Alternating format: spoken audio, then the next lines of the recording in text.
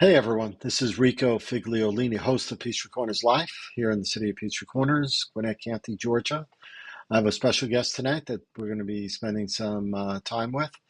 Tonight, I say, because it's Thursday at an 8 o'clock p.m. and nothing ever stops around here. We just keep going on. So it'll be an interesting time with Michael Corbin, who's running for Georgia State House District 97 as a Republican candidate. Hey, Michael, thanks for joining us. Hey Rico, thanks for having me. It's always a pleasure. I was on a couple years ago when Yep, I was running for Congressional District 7 at the time.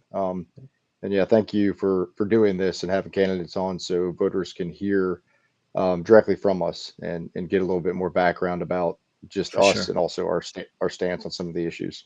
For sure. The candidate interviews, funny enough, days or a week leading up to election is always the most searched on our website. So it's always good to see that people are actually Well, looking it's good that and people are looking. Yeah, yes, that's good to know. Yeah, that yeah, people are looking and researching the candidates before they cast their vote. yeah, that does my heart well to see that. Yep, Um, exactly. and we're going to be touching on a lot of subjects here tonight. We're going to be touching a bit on school safety and education, public safety in general, jobs in the economy, healthcare, voting, election integrity, if we get to it, technology and online safety. So a bunch of topics that we're going to start off with. Let's get right into it. School safety and education.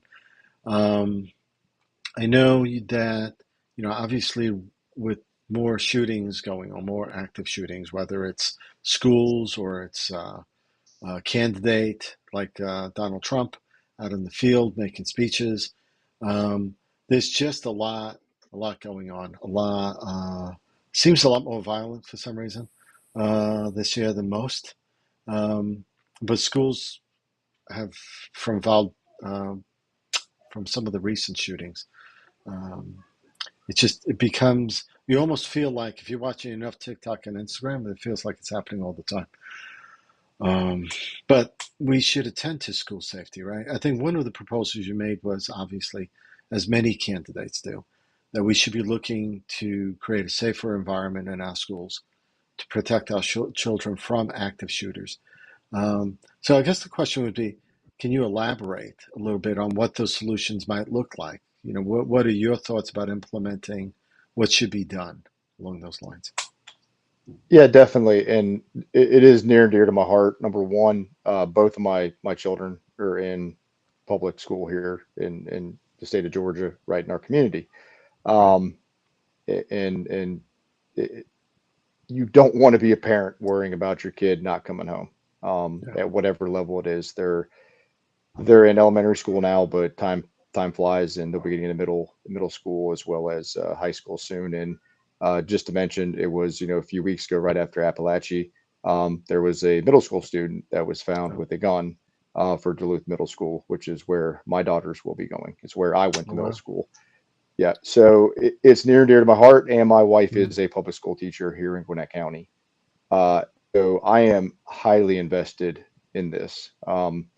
There's a lot of people that I think, propose, I would say, feel good, do nothing proposals out mm, there. Number one, because they're too partisan in nature. With red flag laws and gun safety, those are such high overarching discussions that are going to take so long. And I'm tired of it. We there's things that we can do and we can do now to protect our kids. And yes, we need to look at some of the issues when it comes to gun safety and mental health and things of that nature. mhm. But why are we waiting to protect our kids? Why do we have metal detectors in airports to protect people that are traveling? Why do state legislators have to have people that come through the Capitol doors get screened for guns, right? Mhm. So there's all these technologies that are out there that we're using in other places, courthouses, that Mhm. we're not putting into our schools. Why? That's the question that I ask. That should be the most bipartisan thing that we can talk about is investing in the technology security assessments and gaps to make our schools safe. And no, nobody wants their kid going and feeling like they're in prison, but Right. I'd rather have my kid going to where I know somebody is going in and out of the school and they're being screened by and these days I'm in technology. Hmm. We have very state of the art metal detectors that aren't these 1980s looking metal detectors that you see and have it you picture in your head. They can be embedded in walls. You can put them in to where it doesn't look like a prison. And we have the money as a state to spend on this, and we're not doing it. So you asked about your question, just to get back to that, but Hmm. nobody likes to hear mandate, but we need to mandate having security assessments. Where are the gaps at every school? And then we need to make sure that those gaps are filled with the technology that's available. You're talking about metal detectors, Right. cameras, alarms, at all ingress and egress points, entry, exit points. Another simple thing that we can do is hire more school resource officers. Those jobs can exist. There's people that want to do it, Hmm. and you can maintain a ratio of student resource officer to student body enrollment. Um, and then also, mental health, right? We don't have the mental health experts in our school system to identify, and once it has been identified, to adequately deal with those people that may be vulnerable to using a gun or some type of violence. Um, Would, so would it there's a lot of things we can do right now. would it make sense to, obviously you want to prioritize things, right? Yep. If I look at past shooters, there's always been either it's a mental issue or family issues that starts it off. Um, I don't want to lessen the importance of metal detectors in schools, but if you look at the state of Georgia, how many times has an active shooter happened in the state of Georgia, and how many schools do we have actually out there, and what type of investment would that be? I think that a lot of times that we find out that a child is just not being listened to, and if they were, we would know what the problem is, right? Several of these shooters had already been in touch with either school officials or police, and they weren't taken seriously, right? So we're prioritizing getting social, um, psychologists into the schools, staff of that nature first makes sense, and then work your way through. Because budgeting, you know how that works. It takes 2 years to be able to Yeah. budget a bill out of the Senate or even the Right. House. Right. And it does. And I agree. You have to, all of them were not really in, I would say, an order of priority. Mm-hmm.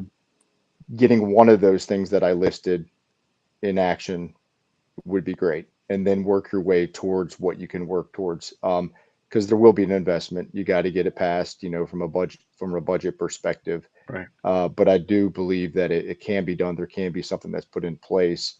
But yeah, we need people that can identify and deal with those situations and isolate those situations Mm-hmm. when it comes to known issues of mental health. Now, there's going to be some that slip by, right? Even the best of mental health experts, the For sure. the people that are around them, that's going to happen. But I agree with Mm-hmm. you. Like most of these that we hear about, there were Mm-hmm. warning signs, and there just weren't adequate enough resources to take care of or help the Right. individual that was affected, right? Right. So I think that that's a easier entry point in, and then the second piece is you're not going to be able to catch all of it.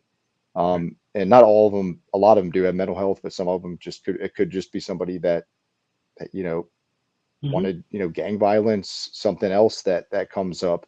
So, the technology would still have to cover for that because that person may not have been identified with somebody with a mental health issue. So it's really kind of all encompassing, but I think we have to really have that comprehensive program in place to protect our students because they shouldn't have to worry about going to school and dying, and parents Right. shouldn't have to worry about sending their kids to school to die.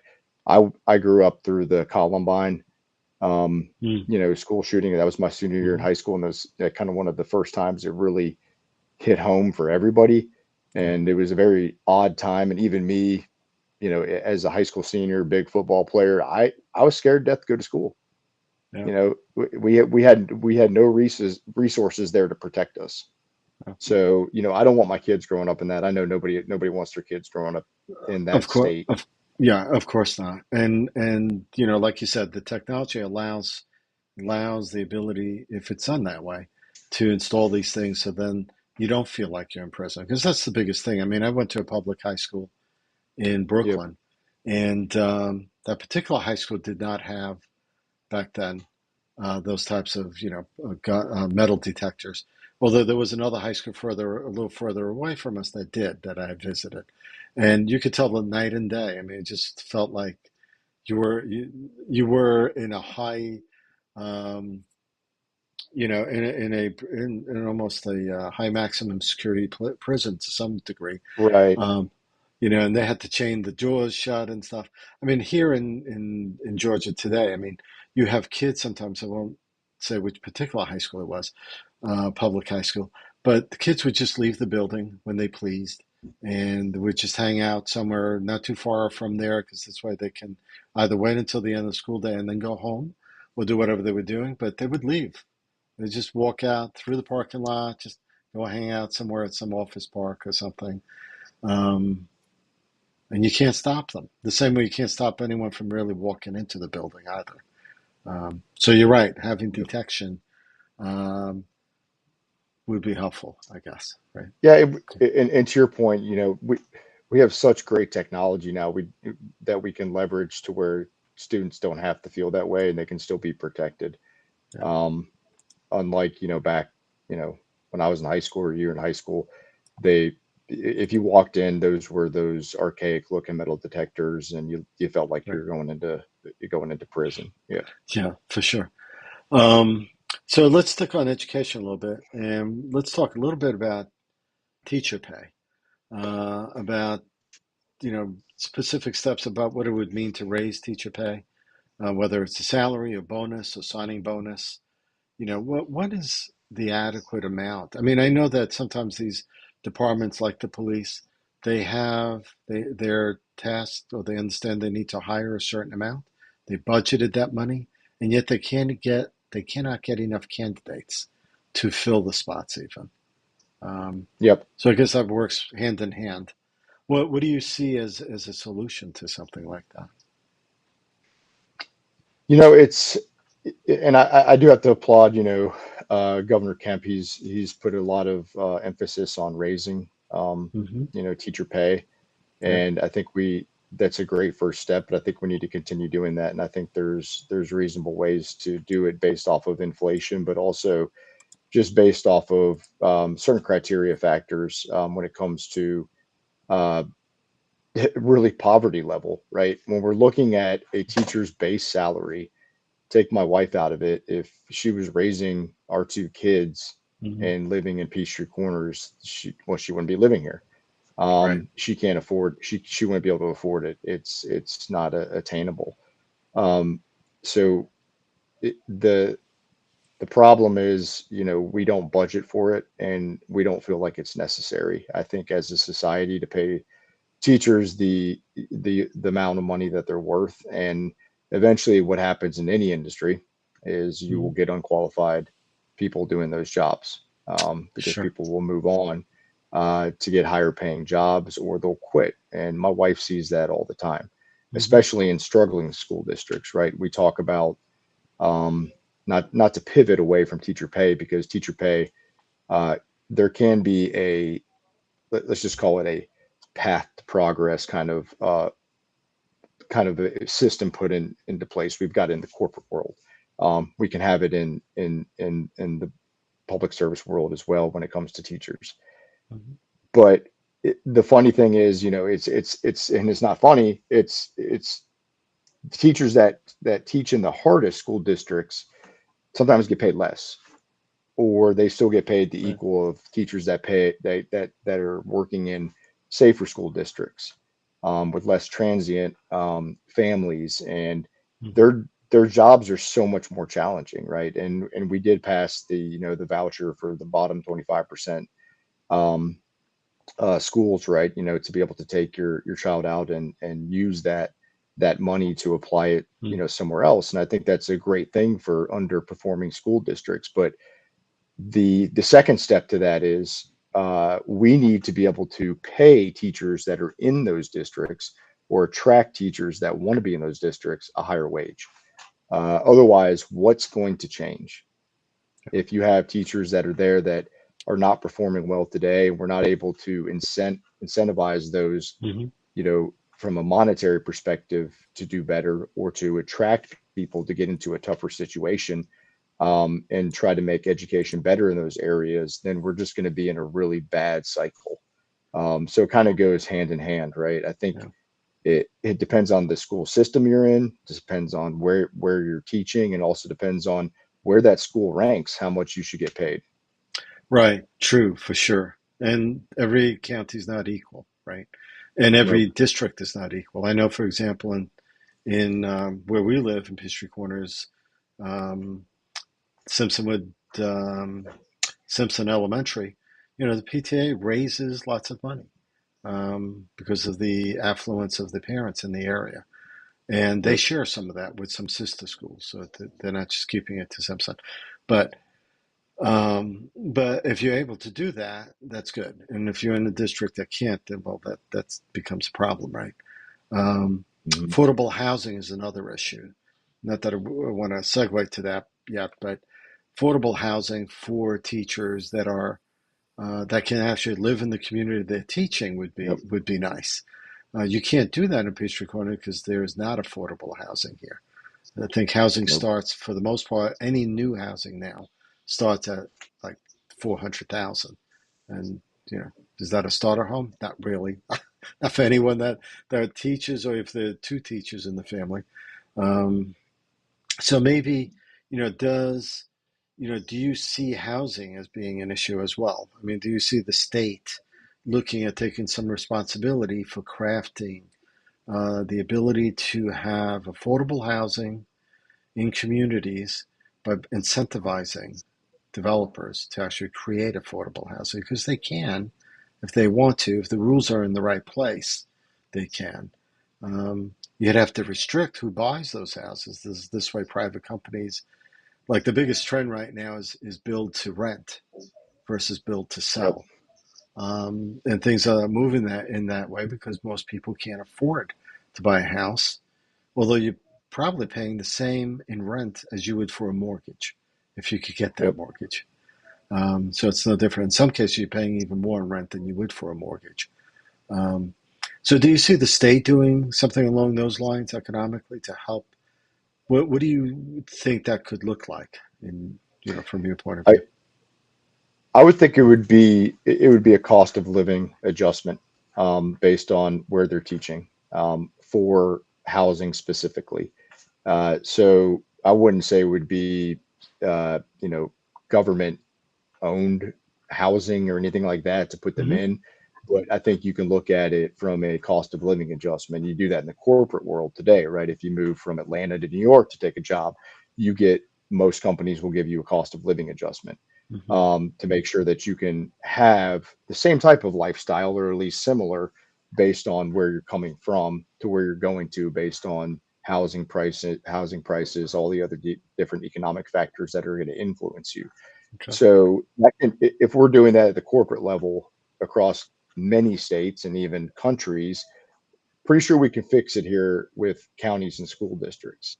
Um, Data is not that hard to really gather, and thanks to AI, it can spit it out pretty dang quick in terms of what those adjustments probably would be. I'm not Hmm. saying we're going to use AI to do that, but Mm. it's not rocket science. But to answer your question, yes, if you're living in Peachtree Corners or an area that has a higher standard of living just to be able to get by, and you don't want to have to drive 3 hours to work because that's what's happening in a lot of Yeah, cases.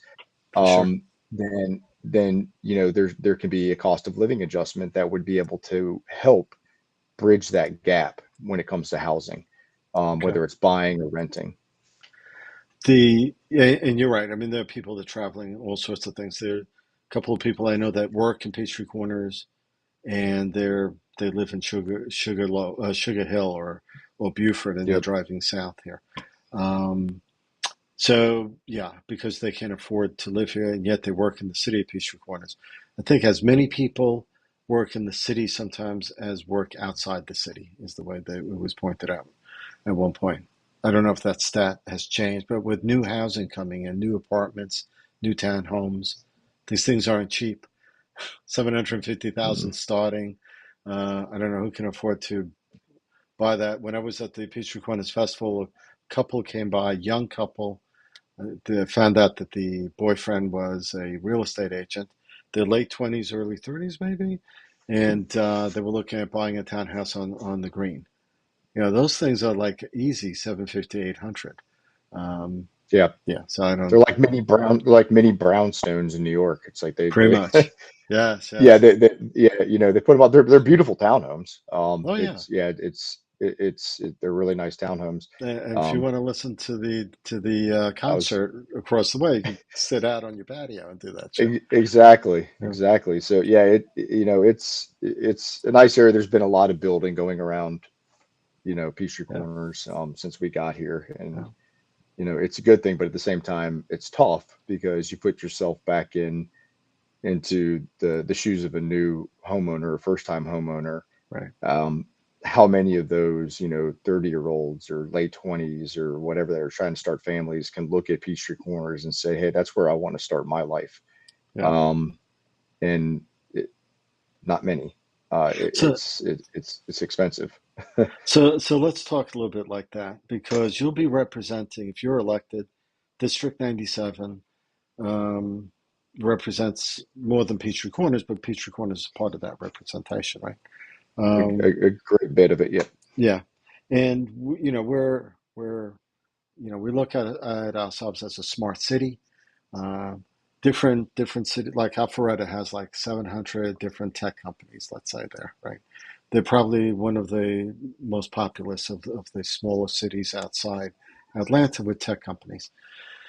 How what do you see the state's responsibility in to be able to help a place like ours, like Peachtree? I want to be centric to Peachtree Corners. What could you leverage to help create jobs here or support small businesses or startups in the city of Peachtree Corners? How should the state be working with localities like us? Yeah.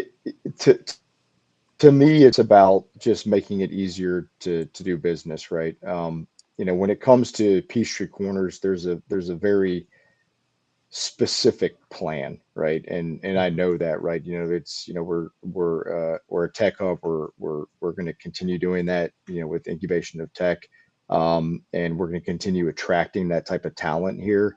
And we need to make sure that we're providing easy access for companies to come in here, Right, and whether that's through some type of yeah, I want to call it a stimulus, but some sort of incentives that we can give to different cities based off of what type of industries that city is trying to attract, to their communities, would be huge, right? Because cities are all in competition with each other, for sure. and yeah, so you're trying to attract tech companies. Alpharetta is trying to attract tech companies. The city of Atlanta is, and you have to really get it specific to what those cities are trying to attract, and that's where we're at in our community. We're not in an industrial community in South Georgia or Right. farming community, so we have to make it specific and make sure that the infrastructure is there, to support the businesses that want to go there Mm, long term, and that the state has the backs of those communities based on the type of business that they're trying to cultivate, within their communities. Because schools and businesses or the lifeline of communities when it comes to their success or failure. If the schools start to fail right. and the businesses start to fail, the people start to leave, the housing market crashes, and Hmm. you end up with a failed city. So you have to invest in business, and you have to invest in the businesses that those cities want to attract, and you have to Mhm. invest in the school systems that are in those areas as well. For sure. When go back just to the turn of the century of the 20th century, when Ford decided to make his line of cars and stuff, they had to educate the plant workers to be able to operate the systems, right? So it's no different Yep. today in a way, right? You have to have an educated workforce to be able to do things. So, for example, intuitive robotics, which is building their campus here in the middle of Peachtree Corners, they have 500 jobs. They look to expand to 1,200 jobs. They're always looking for. They're always constantly recruiting Yep. um, for their for. It's not a plant; it's an assemblage plant, if you will. So they don't manufacture anything, but they put things together there. The parts come from other places, but they need skilled labor to be able to do that. And they look at the local, what they can hire here. Um, and they don't need necessarily college level. If you have a kid graduating from a good STEM high school that does not want to spend 4 years in college because they feel I've learned CAD, I've learned 3D printing, I understand coding, they could go right out in the workforce pretty much Yep. and be trained in that environment. Do you see, um, I mean, we don't have shop classes, for example. I mean, you don't learn unless you're in a STEM school. You're not able to learn any niche stuff like that, right? Um, do you see any changes needed in the school system to be able to accommodate the kids that don't want to go to college at that level and be indebted $100,000 and then decide that what they went for, they're not going to be doing that job. They're going to be doing something else. Because that's what's happening for the most part. And if you're not a doctor or an accountant, you're doing philosophy or psychology, you might not end up in the job that you think you want. Yeah, I think it needs to be identified. Mm. And there needs to be a pathway for those students. I think, not everything in life is linear, and maybe they change their mind, but there are kids that, and Right. students that have that aptitude, and that's what they want to do. And there needs to be curriculum that will foster that, number one, and number two, be able to identify and make sure that those students are on the right path.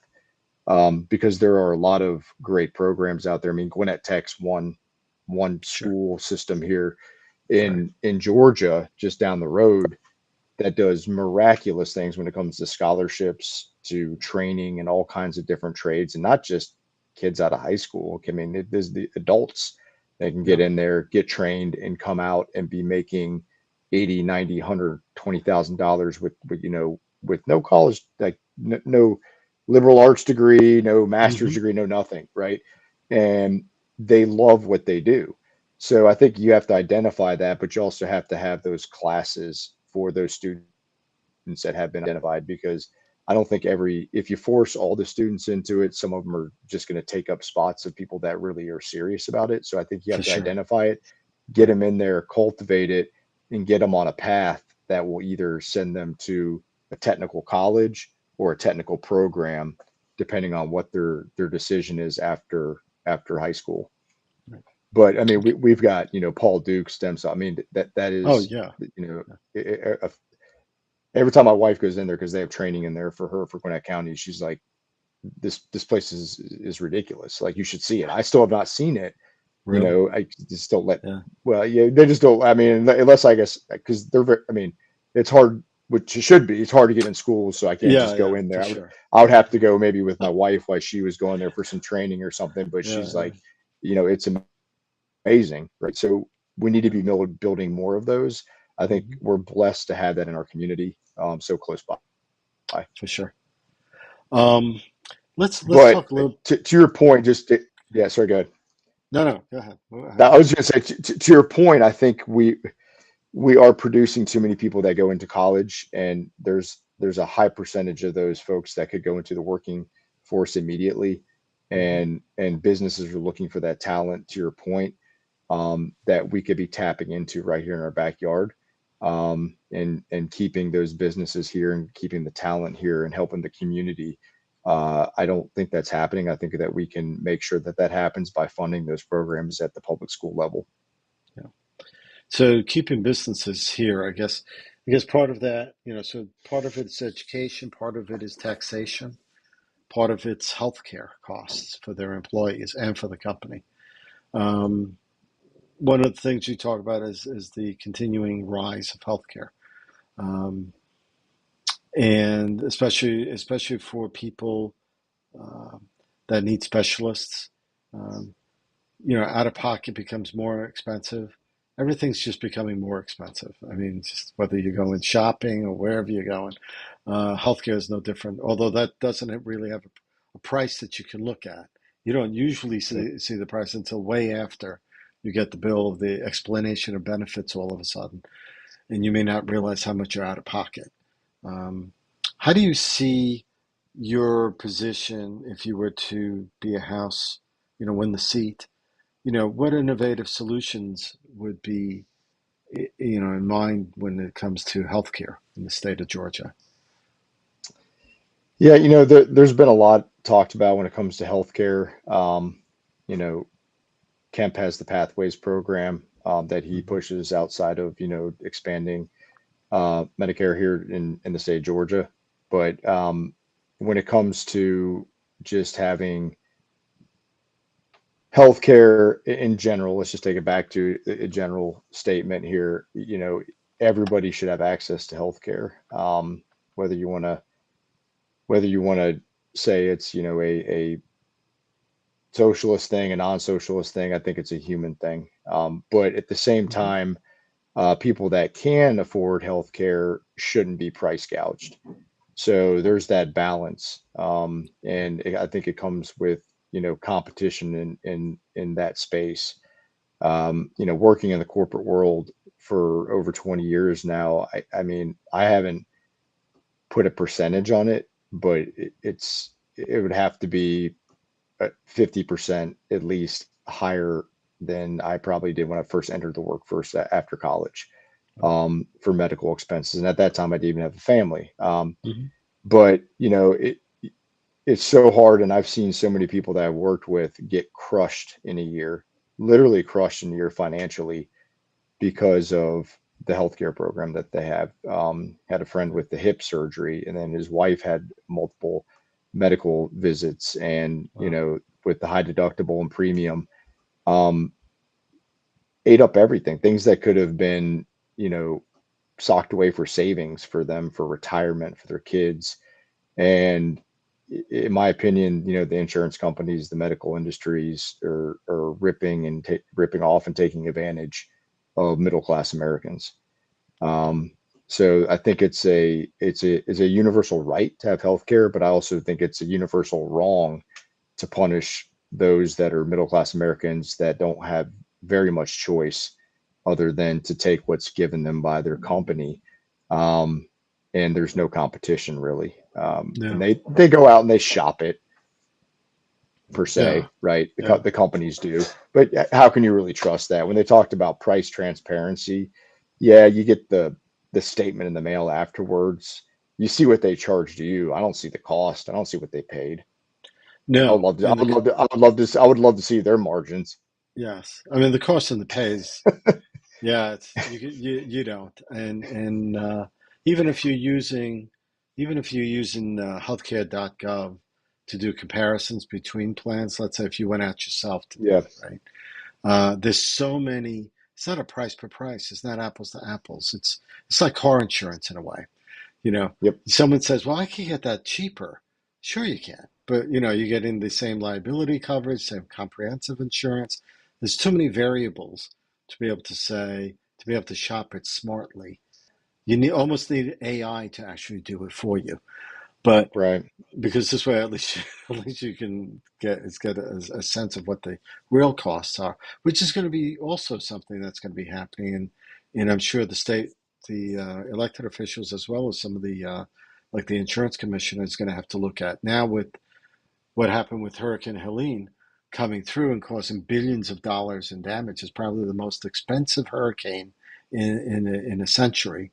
Um, there, I've seen insurance companies leave a state because they just can't afford to insure anyone in that state. I mean, most people, I think in the state of Georgia, I think it was the percentage was less than 1% of the people that had huge uh, flood damage are insured for flood damage. Most insurance doesn't carry that, Right. and so they're going to be looking at FEMA. Uh, if that, if FEMA even can help them in the short term. Do you see, and that there's businesses like that are affected by it too. Just like locally, Ingles Shopping Center, for example, their main distribution was out of the Carolinas, completely flooded. Probably some of their servers were damaged there too. They were taking the financial charges from their stores because they're only accepting cash at this store, for example, in Peachtree Corners. Yeah. They're not My even wife went there. accepting. Yeah. Yeah. Well, we shop there all So, the time, and my wife went there on Monday or Tuesday, and they were only yep. accepting cash. And the Yes. lines were so long, she had to go up to Lidl, Really. So, which we so we never shopped there, but yeah, she didn't have time to wait. Yeah. I mean, I shopped there a pretty decent amount of times, and it just having seen that there almost felt like, wow, what's happening here? But that's one store. Publix gets most of their stuff coming out of Florida. Wasn't as bad, I guess, as South Carolina. But how do you work with businesses then that are being hit by insurance? And how they have to provide it to their employees. Disasters like this happening. How do you cut through red tape? How do you make businesses being able to survive in situations like this? Can the state do anything along those lines? The state probably can, but I also want to look at the insurance companies, those that say we can't afford to insure people in the state anymore. If you're Hmm. saying that you're going to make an exit from the state, then your entrance to the state should be that much more rigorous when it comes to checking your books. If you're going to tell me that you're that broken when it comes to Hmm. your financials, then I need to see your books. If you've been doing business in our state Hmm. for 10 years and we had one natural disaster and now you're saying you're going to exit, I want to see your books, right? So, if there's going to be laws about if you're going to be doing business in our state as an insurer, Hmm. and I don't want to make it completely ridiculous or almost impossible, but there's companies that want to come in and do business, insurance companies in the state of Georgia. Oh But if yeah. you tell them, hey, here's the guidelines, right? If you try to exit, this is what we're going to do when we look. We're going to look at your books, we're going to look at your profitability, we're going to see what you guys were doing because if you were not adequately keeping enough cash on hand to be able to help out, your customers to where you're now so razor thin and you can't survive another natural disaster, then you shouldn't probably ever been here in the first place, or And you just mismanage your finances. and there's been insurance companies like health insurance companies that have left the state because they don't want to insure here anymore, Yeah, for one reason or another. Um, but I don't think and I'll have to fact check myself on this one, but I don't think there's penalties for them leaving. I don't believe so. No. So they get in, Hmm. and we let them in because we want the business, but if you want in, what is the penalty to get out Yeah. because things may have changed or maybe they didn't change and you just want to get out, right? It's like, That's when you need a real strong insurance commissioner yeah, that doesn't bend to the will of the companies. But you need the legislation in place, I think, right, to be able to you do. give You have them. to have the laws to hold them accountable. Yep. Mm. The Let's move away from that a little bit. We're obviously heading towards November. Uh, the VP debate was recent. Um, and it was a bit of a snooze. I think most people were just like I hear people saying, "Well, I fell asleep during part of it and stuff." I mean, they were very nice to each other, which was good. It was a little different than usual, right? Um, I think they both spoke well, although not not that I'm a Trump supporter, but J.D. Vance actually spoke better, I think, than Waltz. Probably a little bit more experience, maybe. Um, but we're moving towards that. We're moving towards an election where Georgia may or may not be a swing state. Probably is. Um, one of the things that I think you mentioned is voter and election integrity, um, and the voting down the ballot, right? Because do people follow down the ballot? Do they stop at some point? What is so? I guess that's the topic that will get hotter as we get closer to the elections. Although early voting has already started in some states. I think it has it started. I think it started in Georgia, right? Early voting. 15th I in think Georgia, but 15. Okay. absentee Yes, voting has already started, I believe. that's right. Yes, And you can pull. North Carolina has already started, I believe, early voting. Yeah, Okay. which that's another major issue there because a lot of them can't vote because they're Right. obviously you've seen Disaster. the Sure. news. Yeah. Sure. Um, so what do you, how do you ensure elections are going to be secure and accessible to every voter in the state of Georgia? I mean, are you comfortable with the way the system's run at this point?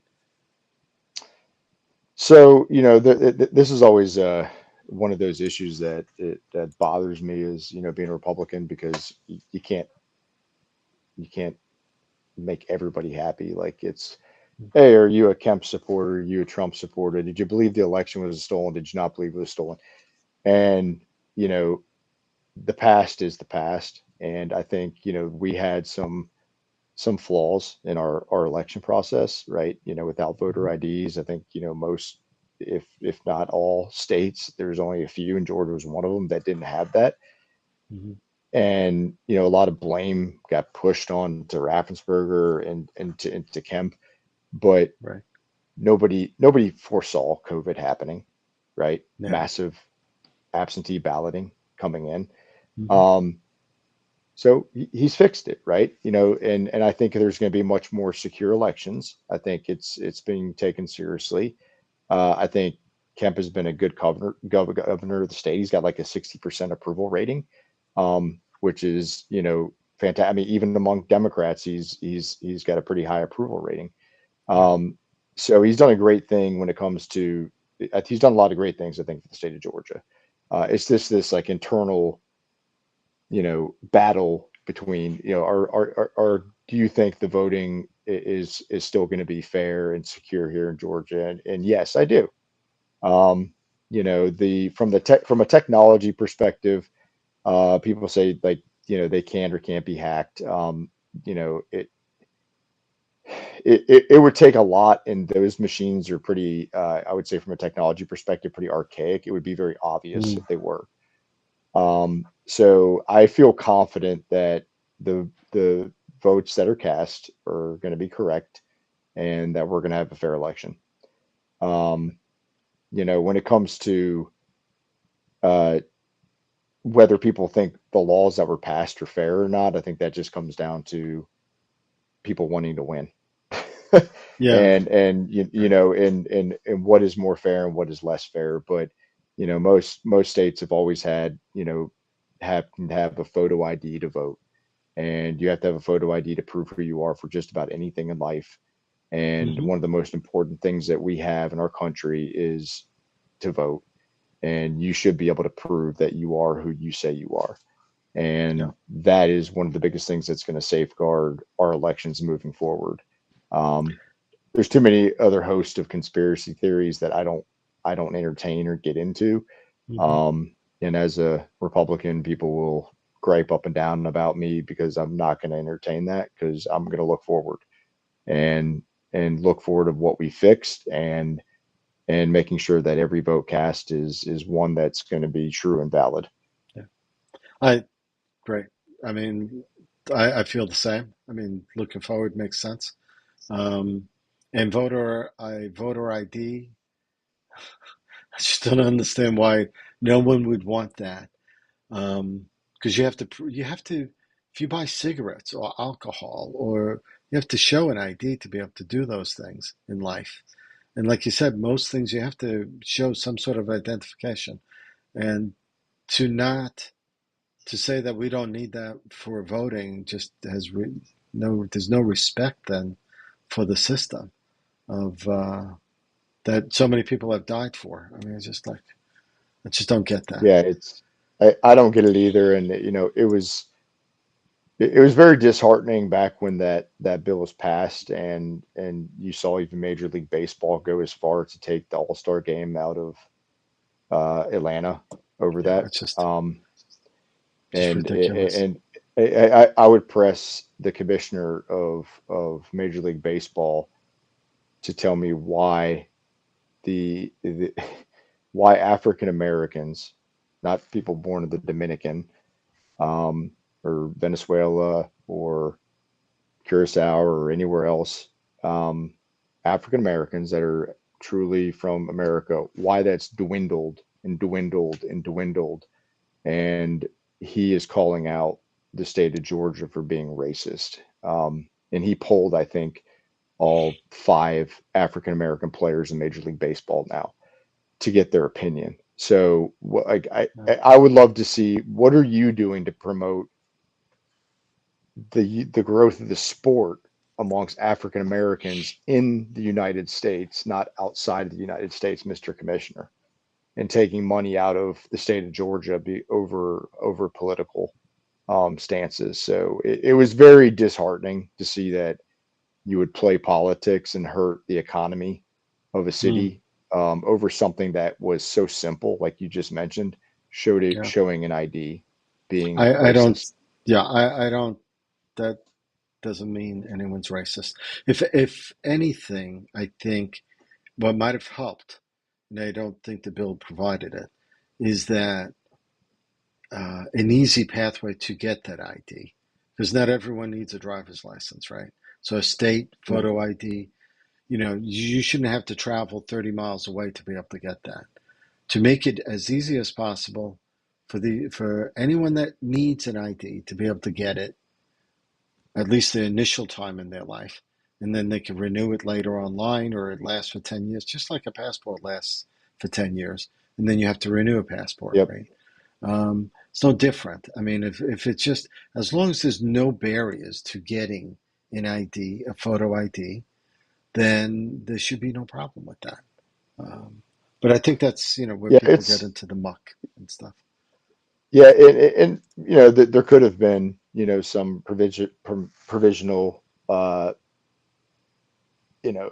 I would just say footnotes to that bill of we Mm, will be building out more centers to be able to get voter IDs based on areas where they're lacking. yeah. I think that would have been something that would be very prudent and saying that, hey, if there are gaps, will do an assessment and see if there are gaps when it comes Hmm. to people's accessibility to get to being able to get to a physical location to get an ID.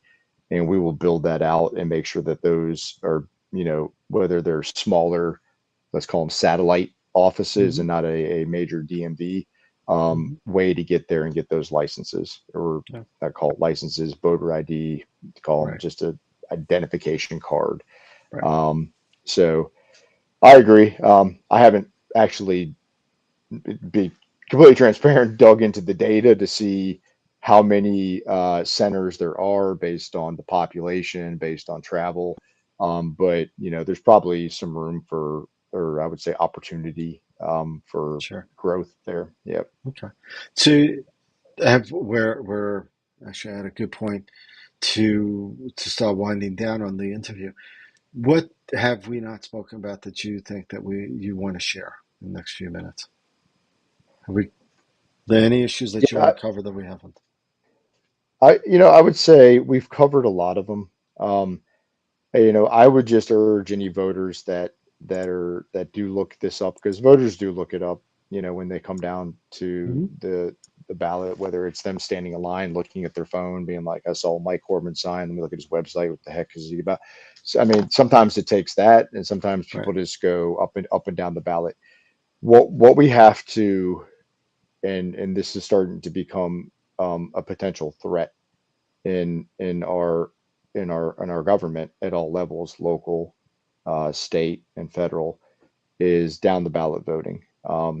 and more so in state than anything because they're often overlooked, but they're very important and they impact your life faster than any federal legislation, and local legislation in Peachtree Corners does even quicker, Hmm. right?